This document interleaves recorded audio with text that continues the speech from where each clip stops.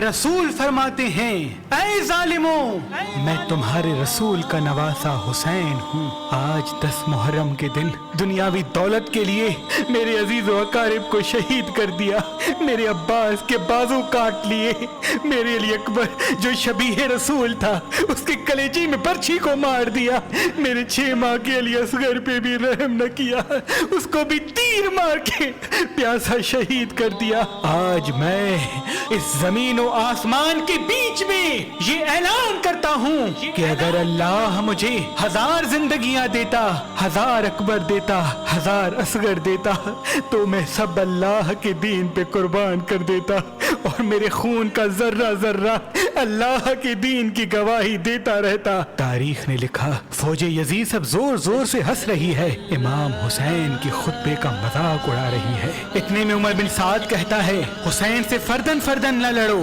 کیونکہ یہ علی کا شیر ہے، اور میں نے حسین کی جنگ دیکھی ہوئی ہے، اس کربلا میں کوئی بھی حسین کو ہرا نہیں سکتا۔ 700 کا لشکر حسین کے دائیں طرف سے اور 700 کا لشکر حسین کے بائیں طرف سے اکٹھا حملہ کرے۔ تاریخ نے لکھا علی کے شیر نے ایسے وار کیا کہ سب کے سب فنار ہو گئے، فوج یزید میں کوہرام برپا ہو گیا۔ جب یزید کے بڑے بڑے بہادر امام حسین کے ایک ہی وار سے فنار ہوتے تھے تو فوج یزید بھاگنا شروع ہو جاتی ہے۔ پھر عمر بن سعد کہتا ہے اب لشکر سے حسین کو شہید کرنا ممکن نہیں، جاؤ خیموں کو آگ لگا دو۔ بس کچھ ظالم خیام کو آگ لگاتے ہیں اور کچھ ظالم امام حسین علیہ السلام سے دور جا کر دور سے تیر، نیزے اور برچھیاں پھینکتے ہیں۔ تاریخ نے لکھا امام حسین کبھی خیام کی طرف جاتے ہیں، کبھی میدان کی طرف آتے ہیں۔ پھر عمر بن سعد کہتا ہے جس کے ہاتھ میں جو جو چیز ہے وہ حسین کو مار دے، جس کے پاس نیزے تھے اس نے نیزے مارے، جس کے پاس تلواریں تھیں وہ دور سے تلواریں مارتا رہا، جس کے پاس تیر تھے وہ امام حسین کا نشانہ لے کے تیر مارتا رہا۔ تاریخ نے لکھا جس کے پاس مارنے کے لیے کچھ نہ تھا وہ کربلا کی گرم زمین سے پتھر اٹھاتا اور امام حسین کو مارتا۔ امام حسین علیہ السلام آسمان کو دیکھ کے کہتے ہیں اے اللہ اس 3 دن کے پیاسے رسول اللہ کے نواسے کی جنگ دیکھ۔ اتنے میں آواز غیب آتی ہے اے حسین تیرا اللہ تجھ سے راضی ہو گیا۔ مولا حسین ذوالفقار کو روک دیتے ہیں اور ظالم مسلسل امام حسین کو نیزے اور تیر مارتے رہتے ہیں۔ اتنی دیر میں ایک ظالم امام حسین علیہ السلام کو پیٹھ میں ایسا نیزہ مارتا ہے کہ آپ گھوڑے کی زین سے زمین پہ آ جاتے ہیں۔ تاریخ نے لکھا امام حسین کے جسم پر اتنے تیر تھے کہ امام حسین نہ گھوڑے کی زین پہ تھے نہ زمین پہ تھے۔ فوج یزید میں خوشی کا ماحول برپا ہو جاتا ہے، سب زور زور سے کہتے ہیں کہ ہم نے نواسہ رسول کو شہید کر دیا۔ اتنے میں شمر کہے دیکھ جا رہے ہو جاؤ حسین کا سر کاٹو۔ جو جو امام حسین کے قریب جاتا تو امام حسین کی آنکھوں میں ان کو رسول اللہ کا چہرہ نظر آتا اور وہ رو کے واپس آ جاتا۔ شمر کہتا ہے رو کیوں رہے ہو، یہ حسین کا سر نہیں بلکہ یہ سوچو کہ اس سر کے وزن جتنا سونا ہمیں یزید دے گا۔ بس قریب آتا ہے اور امام حسین علیہ السلام کے گلے پہ خنجر رکھتا ہے، دیکھتا ہے کہ امام حسین کچھ کہہ رہے ہیں۔ جب سننے کی کوشش کرتا ہے تو امام حسین کہہ رہے تھے اے اللہ تیرے اسلام کے لیے میں نے اپنا سب کچھ قربان کر دیا۔ شمر ہنستا ہنستا امام حسین کی گردن کو کاٹتا ہے اور امام حسین کے سر سے امامہ اتار کے امام حسین کے بالوں سے پکڑ کر امام حسین کے سر کو نیزے پہ سوار کرتا ہے۔ فوج یزید جھومتی جاتی ہے، اہل بیت کے خیام جل رہے تھے، آل رسول زمین پہ بیٹھ کے رو رہی تھی۔ اتنے میں آواز آتی ہے جاؤ لوٹو۔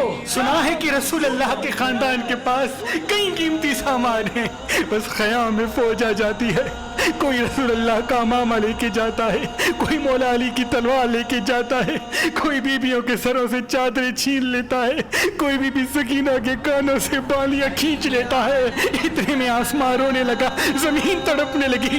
امام سجاد نے جب دیکھا کہ زمین اپنی جگہ چھوڑ رہی ہے، آسمان پھٹنا چاہتا ہے، تو آپ نے سجدے میں سر رکھا اور اللہ کا شکر کرنا شروع کر دیا کہ اے اللہ تیرا شکر ہے کہ تو نے آسمان پیدا کیا، اے اللہ تیرا شکر ہے کہ تو نے زمین کو بچھایا، اے اللہ اپنی نعمتوں کو تمام نہ کرنا इन थोड़े से इंसानों की सजा आने वाली पूरी इंसानियत को न देना। इमाम सज्जाद सजदाए शुक्र कर रहे हैं और वहाँ फौज यजीद इमाम हुसैन के लाशे को पामाल करने की तैयारी कर रही है। तारीख ने लिखा कि अरब के घोड़ों की आंखों पर पट्टी बांध के उनको भारी लोहे वाले नाल पहनाए गए ताकि इमाम हुसैन के जिस्म और हड्डियों को इतना पामाल करें कि इमाम हुसैन के जिस्म का एक भी टुकड़ा न बचे। सबकी लाशों को पामाल गाह पे बिछाया गया। कोई कहता है कि हम जनाब अब्बास की लाश पे घोड़े नहीं दौड़ाएंगे क्योंकि इनकी वालदा हमारे कबीले से है। कोई कहता है हम अली अकबर की लाश पे घोड़े नहीं दौड़ाएंगे क्योंकि इसकी वालदा हमारे कबीले से है। कोई जनाब जॉन की लाश लेके गया, कोई हबीब इब्न मज़ाहिर की लाश लेके गया, कोई जनाब हुर की लाश लेके गया।